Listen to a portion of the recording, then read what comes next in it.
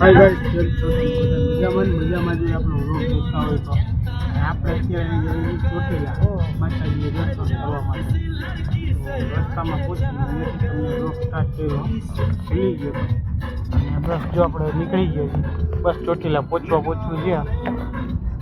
3 લાઈનનો national highway રસ્તાની રૂટમાં પહોંચીએ નહીં ચાલો બતાવીએ. આપણે દેખાઈ ગયું છે મંદિર, જો સામે મંદિર દેખાઈ ગયું છે. હવે બસ પહોંચીએ એટલી વાર 5 મિનિટ અહીંથી તો દેખાઈ ગયા છે આપણે. અત્યારે ફાઇનલી પહોંચી ગયા છીએ આપણે માતાજી આપણે ચામુંડમાં ચોટીલા. ત્યાં પહોંચી ગયા છીએ, જોઈ શકો છો નીચે માતાજીનો બોર્ડ. ગાડી કરી દીધી છે પાર્ક. સારું ચાલો હવે ઉપર જઈએ. નામાં રહેજો. હા મારા બોટી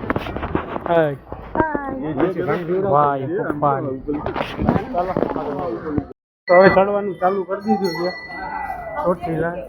પગથિયાં જોઈ શકો છો. જય માતાજી. પપ્પાને બધે ચડવાનું ચાલુ કરી દીધું છે. આગળ પપ્પા ને અમારે એ છે ને એ જો આગળ જાતા જાય છે પાછળ. આવી પાછળ મારા મમ્મી ને મારા ભાભી. તો સારું ચાલો આગળ મળી. અડધી લગીને તો પહોંચી ગયા. અહીંથી જો વ્યૂ જોઈ શકો છો ચોટીલાનો. એટલે થોડાક ઉપર ચડી જાય ને પછી મસ્ત આવશે. તમે અહીંથી વ્યૂ મસ્ત આવે છે સાહેબ, જોઈ શકો છો. જોઈ લ્યો. સારું ચાલો આગળ હવે ઉપર મળી. ભાભીને બોલી તમને કેવું લાગ્યું એટલે ચડ્યું એવા? થાકી ગયું એટલું ચડતા ન હોય એટલા માટે. અને એમાં એક આ બેન છે ને એક જરાક રહેતા નથી, થોડું કહેવાય એક વાત. અહીંથી એટલું ચડવું નહીં તો માયાનું કામ છે. ચાલો ચાલો આગળ મળી.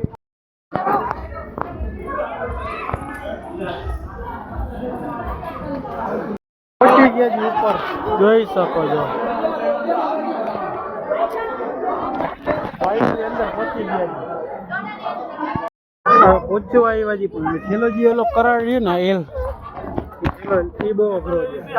અઘરું તો હતું જ, અઘરું તો છે જો નીચેથી જ પડ્યું હતું હમણાં. બીજો એમ લાગે ને ત્યાંથી જ પડ્યું હતું.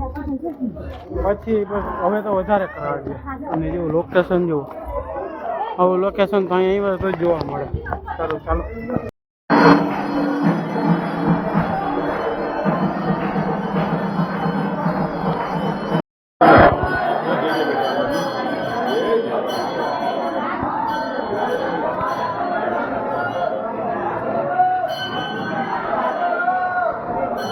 હાલો